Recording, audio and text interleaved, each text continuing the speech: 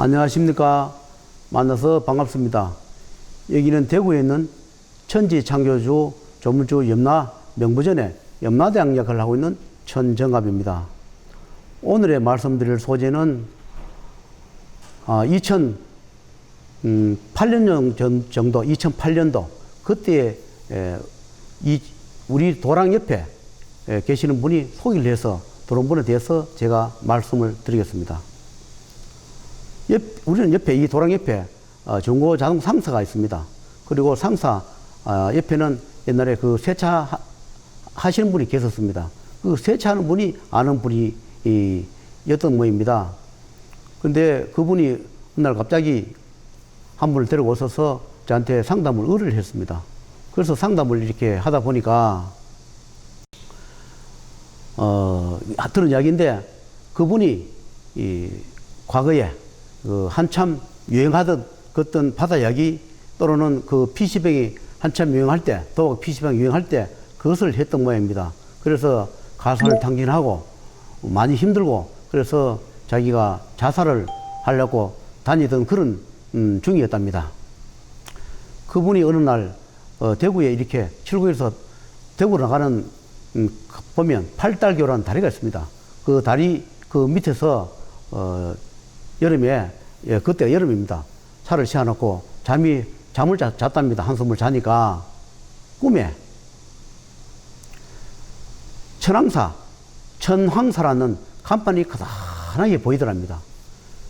제가 그때 이 간판을 천황사라고 간판을 달고 있었습니다. 지금은 조그맣게 옆에 천황사라고 달고 있는데 그때는 간판을 천황사라고 크게 달아놨습니다. 지금은 천지창조주 조물주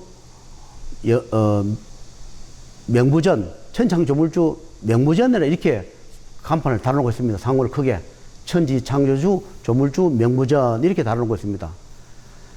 그런데 그때는 천황사라는 간판을 달고 있었는데 그분이 와서 그 세차장 하는 부분한테 와서 천황사를 아느냐 이렇게 묻더랍니다. 그래서 천황사가 옆에 이게 천황사 아니냐 그래 하니까 그 사람이 한 이야기가 자기가 여기 몇 번을 자기 친구 찾아왔는데 우리 마당을 이렇게 지나다니면서 자기는 천황사인 거를 한 번도 본 적이 없고 눈에 들어오지 않았는데 여기가 천황사인가 이렇게 해서 데려왔습니다. 그 상담을 해보니까 자기가 낮잠을 자면서 꿈을 꿨는데 우리가 사극에 보는 것처럼 어떤 아주 높은 분, 지위에 높은 분이 그 큰 의자에 어떤 용대 같은데 큰 의자에 자대에 앉아 계시고 그 신하대분, 대신 같은 분들이 도일해서 쫙 이렇게 계시더랍니다. 거기에 자기가 가서 큰 절을 하면서 앉아 있는 것을 꿈에 봤노라. 그래서 자기가 천황사를 찾아가면 자기가 살 것 같아서 천황사를 찾던 중이었다. 이렇게 찾아왔었어요. 그래서 보니까 그 사람이 곧 자살을 할 것 그런 직전이 있었습니다. 그래서 돈도 없고 하도 딱해서 제가 그러면 75만 원만 어떻게 교육오라 하니까 75만 원도 사실 없습니다. 그래요. 그래서 그거라도 있어야 뭘 집행을 해보든지 그래 하니까 그러면 자기 누나가 있는 데 가서 내가 75만 원을 빌려서 오겠습니다 해서 그 75만 원을 빌려서 왔었습니다. 그때는 제가 도랑이 두 개 있었습니다.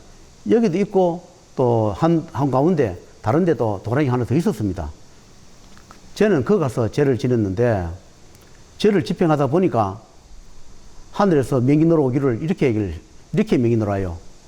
너를 살려주긴 살려주는데 만약에 제자를 배신하거나 돌아서면 너의 목을 쳐버릴 것이다. 절대로 배신하지 말고 제자 하는 대로 시키는 대로 열심히 살아야 하느니라. 그렇게 얘기를 하니까 꼭 그렇게 약속을 지키게 해놓으라고 살려만 주십시오 해서 하도 간절하게 해서 그 75만 원을 받고 해줬습니다. 그래서 저한테 여러 번 찾아왔습니다.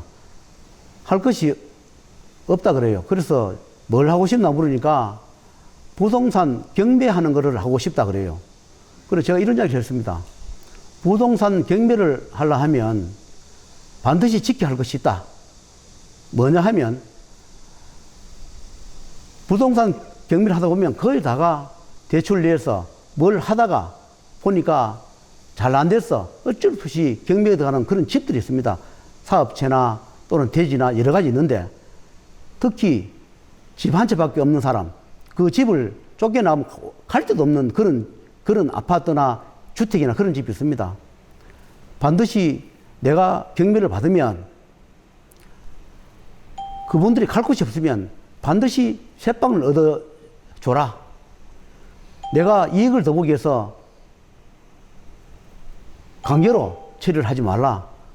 물론 그 사람들은 망해할 만한 그런 업보가 있어서 망하지만 내가 그것을 새방을 얻어줘도 돈이 남지 않느냐, 덜 남을 뿐이지 남지 않느냐, 적게는 보지 않으니까 반드시 그런 사람들은 가슴에 한이 되지 않게 반드시 새방을 하나 얻어주고 이사를 갈 때를 마련해주고 집을 빚게달라 하지, 그것을 법적으로 집단을 붙여서 그렇게 하지 말라. 그렇게 버는 돈은 악으로 버린 돈이다. 그리고 절대로 한스러운 돈을 벌지 말라. 그렇게 이야기를 했습니다. 물론 망할 사람은 망할 처지와 망할 업장이 있어서 망합니다. 그런데 내가 경매를 해서 돈을 버리는 사람들은 반드시 내가 조금 덜 남고 그런 사람들 이사비를 주거나 그 다음에 방석에 새방을 얻어줘서 비바람은 피할 수 있게 해줘야지, 얻어갈 데 없는 길가에 짐을 들어 내놓고 내가 돈을 더 많이 벌겠다 하는 것은 그 돈을 벌어서 어디다 쓰겠습니까? 그 돈을 벌어서 천년만년 삽니까? 그런 돈을 벌어서 처자식한테 주면 처자식은 그것이 죄가 되고 업이 안 되겠습니까? 살아서 그 죄를 받지 않으면 죽었어도 그 한스러운 눈물과 죄를 받습니다. 나는 정당하게 내가 경매를 정당히 받아가 하는데 무엇이 죄가 되느냐 하지만 돈도 버리는데 여러 가지 방법이 있습니다. 피눈물 나는 돈을 버리면 안 됩니다. 상대방이 피눈물 나게 하는 그런 돈을 버리면 안 됩니다. 그래서 특히 경매하신 분들은 그렇게 하는 분도 계실 겁니다. 새방 얻어주고 후하게 해준 분도 계시지만 거의 다 그렇지 않을 겁니다. 저도 주위에 그런 분이 계십니다. 정말로 인정사정 없이 피눈물도 없는 그런 사람이 있습니다. 그렇게 버린 돈 가지고 자식들한테 좋은 차 사주고 좋은 옷 사주고 돈 많이 물려주고 가족끼리 여행 다니고 해외여행 다니고 그것은 좋은 것 같지만 나중에 죽어서 저승 가면 다 재판을 묻습니다. 그런 돈 받아서 어디에 썼느냐고, 무엇에 썼느냐고 다 묻습니다. 살아서 그 업보를 받지 않으면 죽어서도 반드시 받습니다. 그래서 특히 경매하시는 분들, 오늘 이 유튜브를 보신 분이 계시면 참고하셔서 반드시